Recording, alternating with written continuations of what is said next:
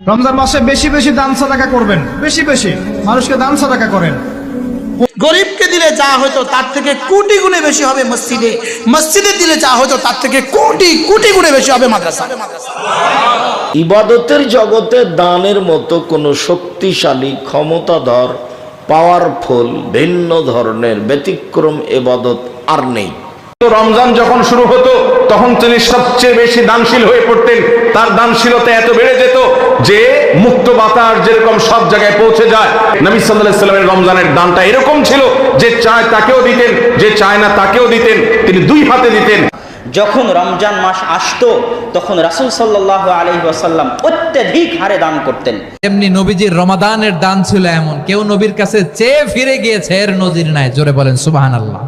মাদ্রাসা এই জন্য দান করা উচিত যে মাদ্রাসাই এমন একটা জায়গা যেখানে যে মানুষগুলোর জন্য আপনি দান করলেন ওই মানুষগুলো প্রতিদিন, ইচ্ছায় হোক অনিচ্ছায় হোক, প্রতিদিন 5 ওয়াক্ত নামাজ জামাতের সাথে পড়ে। রমজানে দানের মাত্রাটা বাড়ায় দেওয়া, সহিহ বুখারীর বর্ণনা। দান চাওয়াও সুন্নত, করাও সুন্নত। দান করলে 4টা পুরস্কার পাবেন নগদ। গরিবকে দিলে যা হয়তো তার থেকে কোটি গুণে বেশি হবে মসজিদে, মসজিদে দিলে যা হয়তো তার থেকে কোটি কোটি গুণে বেশি হবে মাদ্রাসা। প্রশ্ন, হুজুর কেন? প্রশ্ন কেন? গরিবকে দিলেন, গরিব খেয়ে ফেললো, শেষ। রব যা দেওয়ার দিয়ে দিলেন।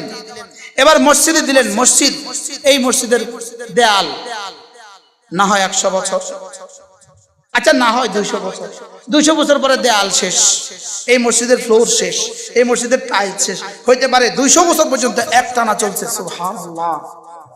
ওখানে চলছে কয় বেলা? গরিবকে দিছেন আর কয় বেলা? এবার মসজিদে দিছেন আর কয় বেলা? 200। এবার দিলেন মাদ্রাসায়। এবার কেমন জানেন?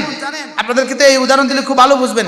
এবার হলো আম খাওয়ার, আমের বাগান লাগানোর মতো।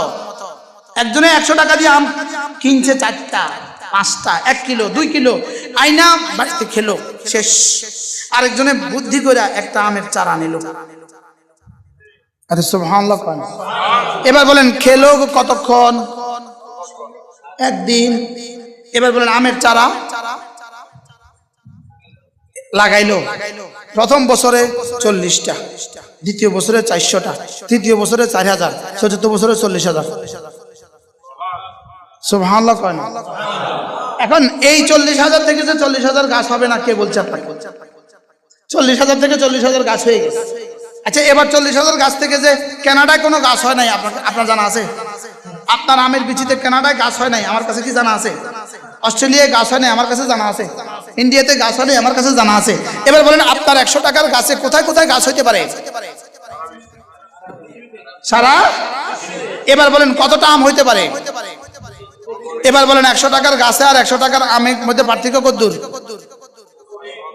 100 টাকার আমে আর 100 টাকার গাছে পার্থক্য যতদূর, গরিবকে দেওয়া আর মাদ্রাসা মসজিদে দেওয়ার পার্থক্য এতদূর। এবার নাও সব কোন কেমন হলো? কেমন পাবেন ইনশাআল্লাহ? আল্লাহ আপনার হায়াত